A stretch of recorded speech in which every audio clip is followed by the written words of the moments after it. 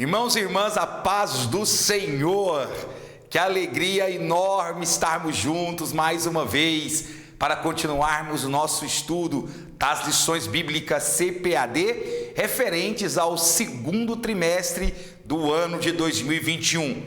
Nós estamos estudando dons espirituais e ministeriais e tem sido lições profundas e impactantes que eu tenho certeza que tem abençoado a sua vida. Antes de nossa aula começar, nós queremos te fazer um convite muito especial para você se inscrever aqui em nosso canal, o canal ADMP TV, um canal de bênçãos, onde você vai encontrar subsídios teológicos para a sua EBD, você vai encontrar mensagens poderosas, cultos que são transmitidos ao vivo, seminários, congressos, louvores e muito mais. Inscreva-se, clique no sininho, ative a opção todas e não perca nenhuma de nossas novidades. Obrigado a você que está semanalmente aqui conosco, estudando e meditando na Palavra de Deus. Então, bem-vindo e bem-vinda! Está começando mais uma edição do programa Escola Bíblica Dominical.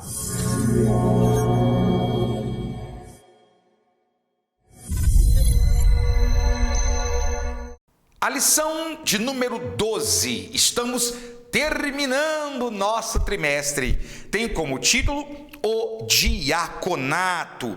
O texto áureo diz: porque os que servirem bem como diáconos adquirirão para si uma boa posição e muita confiança na fé que há em Cristo Jesus. Primeira carta a Timóteo, capítulo 3, versículo de número 13. A verdade prática nos diz: embora o diaconato seja um ministério específico, a diaconia é uma missão de todo crente. Nossa leitura bíblica em classe encontra-se em 1 Timóteo, capítulo 3, fazendo inclusive parte de nossa verdade prática, do verso 8 ao verso 13. O objetivo geral é mostrar a importância da função de diáconos. E aí nós temos alguns objetivos específicos que são atrelados a cada um dos nossos subtemas. E antes da gente começar, eu quero mais uma vez reforçar com os irmãos que nós faremos uma pequena mudança na estrutura de nossa lição. Primeiro eu vou apresentar para os irmãos o diaconato, a sua história e a sua importância. Depois nós vamos falar sobre o tópico 1, aí sim, Cristo como o supremo exemplo para o diaconato, e finalmente a gente vai encerrar falando sobre o tópico 3, que aí sim é o tópico que vai discutir sobre as características que um homem, o obreiro, deve ter, ou a mulher deve ter, para que exerça o ministério de diaconato, já que é muito comum em nossa denominação também a diaconisa. E nós vamos falar sobre isso, inclusive. Muito bem, meus irmãos, não tem como entendermos o ministério de diaconato sem antes olharmos para a história desse ministério. E é claro que a gente começa a nossa lição definindo a palavra diácono. A palavra diácono, ela vem do grego, que significa diaconai. Ou seja, diaconai expressa a ideia de serviço, trabalho. Uma coisa interessante é que a palavra diaconai é também associada, e aliás, na maioria das vezes, ela é associada com a palavra doulos. Mas o que a palavra doulos significa e o que ela nos ensina? A palavra doulos, ela é usada para se referir àquele servo ou aquele trabalhador que executava os seus serviços de forma voluntária no seu ambiente. Ou seja, era um servo, era um criado, um mordomo que trabalhava ali com os seus patrões ou naquela casa de forma voluntária, sem receber um soldo em dinheiro. Portanto, nada melhor do que trazer a palavra doulos para a ideia de serviço. Então, quando nós falamos em diácono, ou seja, diaconai ou doulos, nós estamos falando de homens e mulheres que voluntariamente trabalham na igreja, trabalham no ministério, na parte de assessoria, das preocupações sociais da igreja, do cuidado com a igreja, como funcionamento, como limpeza, como em todas as áreas. Nós vamos encontrar essa figura. Observe então que a palavra diácono, ela expressa claramente para nós a figura de um homem ou de uma mulher que está exercendo voluntariamente na igreja o seu trabalho de assistência social, de cuidado com a obra de Deus e com a administração. Está bem? Então, vamos colocar isso em mente, porque aí todas as vezes que nós falarmos diácono ou diaconisa, você já tem uma visão melhor, mais adequada do que nós estamos nos referindo agora. Muito bem, mas como é que essa instituição se iniciou na igreja primitiva? Como é que surge o ministério de diaconato? E é interessante porque nós devemos deixar bem claro que esse foi um ministério que ele não estava nos projetos iniciais dos apóstolos, apesar que já estava, claro, no projeto de Deus. E ele surge devido a uma demanda da própria igreja primitiva. Pense comigo, quando Atos capítulo 2 narra a descida do Espírito Santo, nós estamos falando de uma igreja que tinha pouco mais de 600 membros. Assim que a festa de Pentecoste termina, nas primeiras semanas, esse número alcança praticamente 3.000 pessoas. Mais de 3.000 pessoas, é verdade, com a pregação dos apóstolos. E nos meses subsequentes, de 3.000, salta rapidamente para 5.000 pessoas. Detalhe, este evangelho, ele não fica mais preso apenas a quem inicialmente morava na Judéia. Ele começa a se espalhar rapidamente pela terra da Judéia, Samaria e toda aquela região, atingindo até mesmo o coração do Império Romano muito rapidamente. Eu acredito, inclusive, que nem mesmo o mais otimista dos apóstolos podia imaginar que o crescimento da igreja alcançaria tão rápido, aconteceria com tanta velocidade. E isso mostra como o poder que havia na palavra e a sabedoria introjetada na ministração desses apóstolos à época do Pentecostes era vivo, era real. Há uma pregação eficaz, repleta de milagres e sinais. Agora, surge junto com esse crescimento algumas demandas. E essas demandas não eram necessariamente de caráter espiritual. Quando você começa a ler Atos dos Apóstolos, do capítulo 2 até o capítulo 6, você vai ver que mesmo antes de serem chamados de cristãos, quando ainda eram chamados de seguidores do caminho, tinham esse nome porque Cristo disse: eu sou o caminho, a verdade e a vida. Então os cristãos eram chamados de seguidores do caminho, até num sentido meio irônico muitas vezes. O que você vai perceber é que há uma necessidade de começar a cuidar um do outro. É por isso que se cria aí uma espécie de assessoria social, de assistência social aos crentes que eram pobres. Os crentes mais abastados, mais ricos, ajudavam os mais pobres. Isso, aliás, era um diferencial do cristianismo para as demais religiões da época. Se você pegar, por exemplo, a religião greco-romana, com seu enorme panteão de deuses, você não vai encontrar na religião greco-romana a preocupação com os menos favorecidos.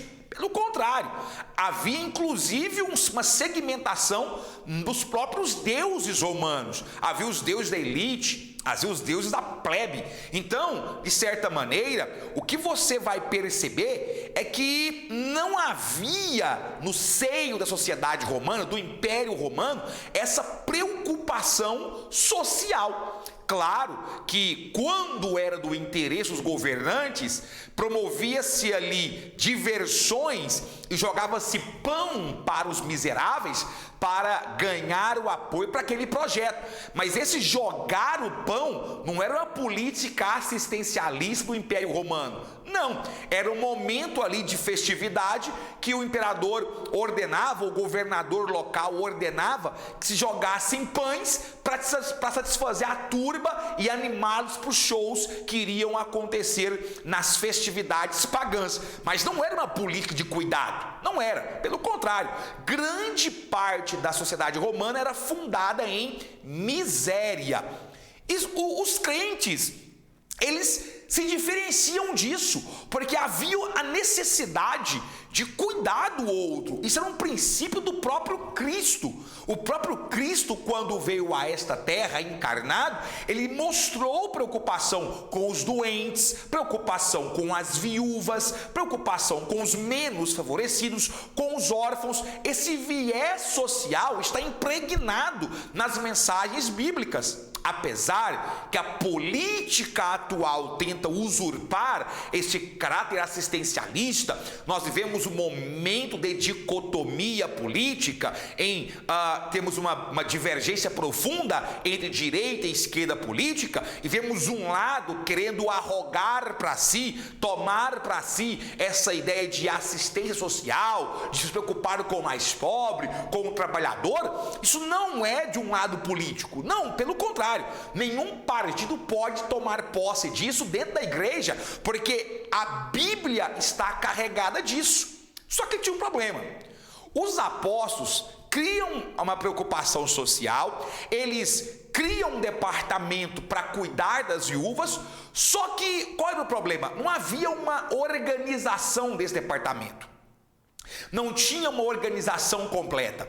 Então, as pessoas que voluntariamente ajudavam nisso, é claro que elas puxavam, digamos, sardinha para os seus conhecidos. E havia um problema, porque haviam judeus que sempre viveram na região de Jerusalém, que são os judeus hebraiós, e havia os judeus helenistas, ou judeus gregos, que eram filhos de judeus, mas que foram educados por gregos, moraram fora, ou eram filhos de casamento misto. E as viúvas helênicas, que eram judias helênicas, judias gregas, não estavam sendo assessoradas como as viúvas judias mesmo. Não estavam sendo assessoradas adequadamente. Havia uma puxação de brasa para as viúvas judias, e as viúvas helênicas estavam ficando abandonadas. E isso cria rumores dentro da igreja, e os apóstolos sabiam que isso não era saudável para o cristianismo incipiente até então. Então o que eles fazem? Você vê que em Atos capítulo 6, se não me engano, eles criam a figura de homens. Escolhe-se 7 homens gregos, isso é interessante, judeus gregos, 7 homens de cultura grega, e esses 7 homens tinham que ter conduta ilibada, 7 homens deveriam ter uma postura espiritual adequada, e eles estariam ministrando, eles estariam tomando conta dessa preocupação social, se tornariam o braço de cuidado da assistência social da igreja primitiva. Nasce aí o ministério diácono. São homens separados para o diaconato, ou seja, para servir a igreja. E eles tinham como principal objetivo garantir que não haveria desfavorecimento de nenhuma minoria dentro da igreja. Era necessário que a igualdade pregada por Cristo fosse levada ao pé da letra. E é interessante porque você observa que, inicialmente, esses homens, eles tinham a preocupação social de levar pão, levar mantimentos, atender viúvas, órfãos na igreja. Mas logo também você percebe que eles são chamados para cuidar do espaço de reuniões, para cuidar da organização da liturgia, do preparo do ambiente para o culto. E é aí que você tem a figura mais completa da diaconia moderna, que é essa figura que nós conhecemos tradicionalmente em nossas denominações. Portanto, meus irmãos, com essa explicação, eu espero que os irmãos tenham entendido qual foi a necessidade de se criar um ministério voltado para a assistência social e administrativa da igreja. Muito bem, quando esses homens são escolhidos, a Bíblia deixa bem claro o critério que foi usado para esses homens. Critérios esses que foram retirados do próprio Cristo. Aliás, eu não sei se você percebeu, ao longo dessas lições, todo ministério que aqui foi exposto, foi explanado, tem o seu embasamento perfeito em Jesus Cristo. Então, permita-me dizer que Cristo foi o apóstolo perfeito, o profeta perfeito, o pastor perfeito, né? E Cristo foi o mestre perfeito. E agora nós estamos diante de Cristo como um diácono perfeito. Curioso, não? Mas você vai ver isso em toda a Bíblia Sagrada. Veja, quando nós começamos a olhar, o primeiro passo que você percebe de Cristo são os próprios milagres. Por exemplo, na multiplicação de pães e peixes, aquele milagre aconteceu não foi porque alguém solicitou comida para Cristo. Aquele milagre aconteceu não foi porque Cristo quis aparecer para aqueles homens e mulheres e fazer um milagre aleatório. Não, aquele milagre aconteceu porque Cristo olhou para a multidão e se preocupou com ela, porque ela não havia comido nada. Ora, essa preocupação com a alimentação da multidão, essa preocupação com o bem-estar de quem estava lhe ouvindo, é uma prova do caráter diaconal de Cristo, porque é exatamente isso que o diácono faz. Ele olha para a igreja e não precisa esperar o pastor ordenar. Ele sabe, só de olhar, a necessidade de fazer um levantamento, de apanhar nomes, de entender a necessidade de alguns membros da igreja. Isso Cristo fez ao olhar para a multidão que estava desejando comer. Mas a Bíblia não registra que eles pediram.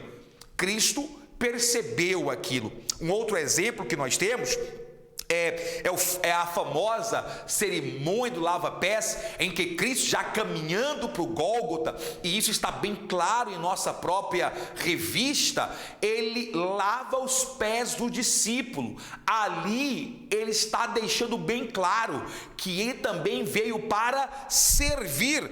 Aliás, coisa que ele mesmo colocou quando ele esteve aqui na terra. O Filho do Homem não veio para ser servido, mas ele veio para servir e dar sua vida em resgate de muitos. Está lá em Marcos capítulo 10, do verso 43 ao verso 45. E qualquer que dentre vós quiser ser o primeiro será servo de todos.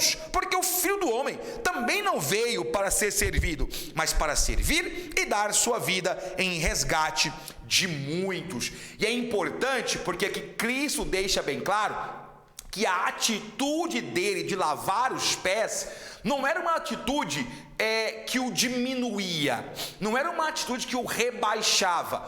Como nós vemos essa infeliz aplicação em algumas igrejas, de alguns homens e mulheres que acham que fazer o serviço de diaconato é rebaixar-se, não é? Estar na portaria da igreja, estar cuidando do estacionamento da igreja, vigiando o espaço ao redor da igreja, é um serviço para os menores? Não.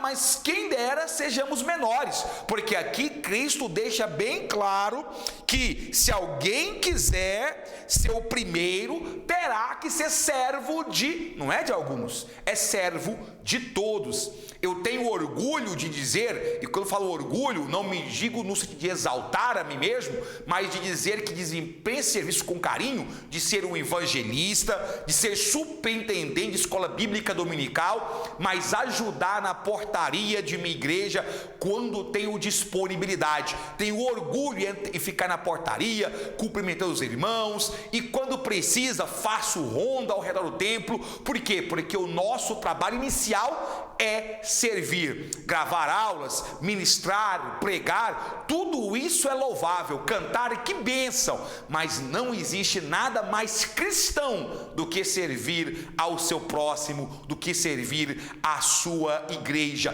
Oxalá nossos pastores, oxalá nossos irmãos e irmãs tenham essa convicção de que servir é mais importante do que qualquer outra coisa dentro do reino de Deus. O discípulo, ele é um serviçal.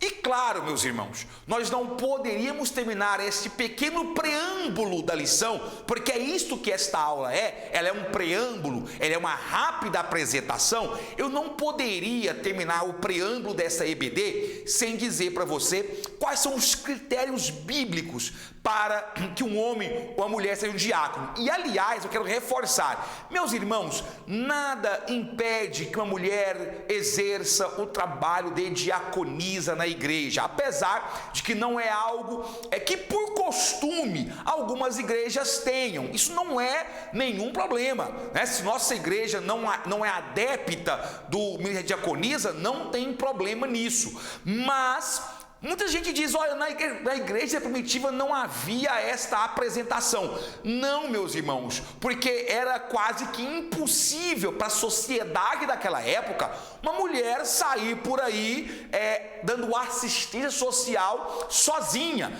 Mas ainda assim você vai ver na Bíblia Sagrada, por exemplo, a mãe, a avó de Timóteo, a própria Priscila, esposa de Áquila, você vai ver grandes mulheres do Novo Testamento que exerceram o ministério de servir. Lídia talvez seja um maior exemplo de diaconisa que nós tivemos, porque eram pessoas que ajudavam na assistência social da igreja, tá?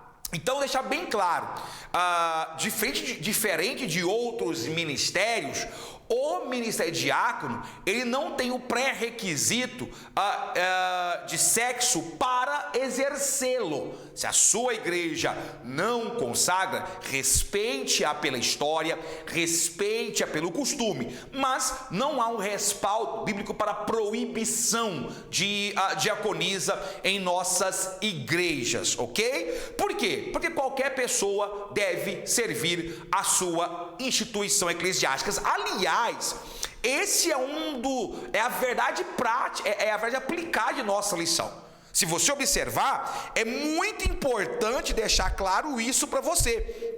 O diaconato, ele é um ministério específico, mas a diaconia é uma missão de todo crente, homem, mulher, jovem, adolescente, ancião, todo crente, que é o ministério de servir a Deus, tá certo? Mesmo que na nossa igreja, deixar bem claro isso, na Assembleia de Deus, muitas vezes a diaconisa não é uma consagração ministerial, mas é um reconhecimento pelo trabalho. Amém. Isso também é muito importante. Ainda que não seja um cargo ministerial efetivo, a diaconia é válida para todos. Amém? Glória a Deus por isso. E nós temos alguns critérios para isso. Quais são os critérios? Vamos lá? Primeiro, caráter moral. Aliás, esse é um critério comum a todos os outros ministérios. Quem vai servir a ceia, os elementos da ceia, que é uma tarefa feita pelos diáconos, diaconisas, quem vai servir a retirar as ofertas do templo, quem vai cuidar do patrimônio da igreja, não pode ter a moral manchada, não pode ser alguém que vai receber. Imagina, você vai receber visitantes, vai dar boas-vindas, e a pessoa que está te recebendo naquela igreja não tem postura, não tem testemunho, não tem moral, está errado. O diácono, ele precisa ser alguém de caráter moral, assim como também tem que ser alguém de caráter espiritual, alguém que ora, alguém que busca, alguém que se alimenta, que tem o batismo com o Espírito Santo em sua vida, tá? Alguém que anela pela volta de Cristo, alguém que é um verdadeiro crente, alguém que jejuma. Essa pessoa tem que ser espiritual. Tem gente que acha que primeiro vem o cargo para depois vir as suas obrigações. Está errado. Quando você é consagrado porque você já tem essas atribuições.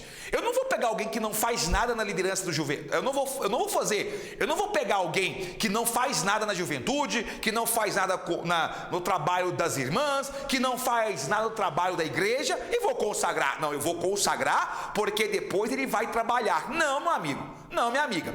A Bíblia deixa bem claro que Cristo sempre chamou pessoas que estavam trabalhando.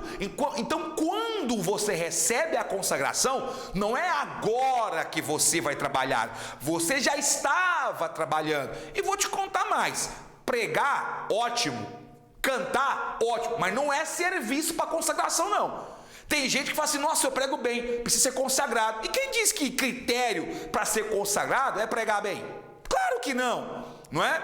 Tem gente que vê na consagração para diácono, para presbítero, uma plataforma. Eu vou falar, se você ficar triste comigo, não tenho responsabilidade, porque eu preciso ser fiel ao ensinamento bíblico. Tem gente que acha que a plataforma da consagração é um ok para o que ele faz, com pregar e cantar. Não, meu irmão, é trabalhar. Trabalhar é ajudar a cuidar dos bancos da igreja, é ajudar a limpar, a recepcionar. Não vai, se alguém faz isso, está errado. Não é saudável na igreja alguém saltar daqui para lá numa consagração porque prega bem, porque tem um bom vernáculo, porque ensina bem, porque canta bem. Não, o critério em qualquer consagração ministerial, além do critério de ter moral e de ser espiritual, é o critério de já estar funcionando, já estar trabalhando, e não ficar empurrando aí quem só espera promoção, porque senão consagração vira promoção. E é bom deixar claro: consagração não é promoção. Consagração não é promoção. Anote isso, isso é muito importante. E finalmente, nós queremos lembrar aos irmãos que um outro critério importantíssimo para o perfil é que, além de ser de caráter espiritual, precisa ser alguém de caráter familiar, como o nosso tópico C está colocado aí. Marido e mulher precisam ser fiéis ao seu esposo e esposa, precisa cuidar bem da sua família, tem que ser zeloso pela moral da sua casa. Observe que o critério aqui é o mesmo para bispos, para apóstolos, para profetas, para mestres. É um critério muitíssimo importante. Meus irmãos, eu peço a Deus que você que é um diácono tenha alegria em trabalhar. Tem gente que fica assim: nossa, irmão Jezrael, mas eu sou diácono há 5 anos, eu sou diácono há 7 anos, 15 anos. Meu irmão, não é o tempo, é o que você faz. Como é gostoso trabalhar para Deus, não é verdade? Já imaginou se você pudesse visualizar Cristo olhando para você, dizendo: é isso aí, parabéns, que bênção. E que essa lição fique para você como ensinamento. Vamos trabalhar para manter a obra de Deus, vamos trabalhar para cuidar disso que o Senhor nos deu, do templo templo do Senhor. Que coisa linda. Eu me lembro, né? Eu me lembro que quando eu era criança, mamãe limpava a igreja, era zeladora de nossa igreja. Meu pai era o pastor dirigente e minha mãe cuidava da limpeza, e nós desde pequeno ajudamos a limpeza. E eu me lembro de minha mãe falar para mim assim: meu filho, minha filha, porque era eu e minha irmã, dizia assim: meu filho, minha filha, limpe com cuidado, limpe com zelo, bem limpinho, porque nesse chão os joelhos vão ser dobrados, e nós não queremos que os irmãos se levantem com a roupa suja, com os joelhos sujos. Nesse chão aqui pode acontecer um culto mais avivado e alguém ser arrebatado, e nós não queremos que a pessoa se suje. Eu me lembro direitinho de dizer isso, não é? Quando a gente ia organizar os elementos da ceia, aquele cuidado, aquela beleza, meu irmão, que glória, que maravilha, como eu aprendi trabalhando ali como zelador da igreja, e é um trabalho que eu faria totalmente novamente, se fosse preciso, faria novamente, porque o prazer que nós temos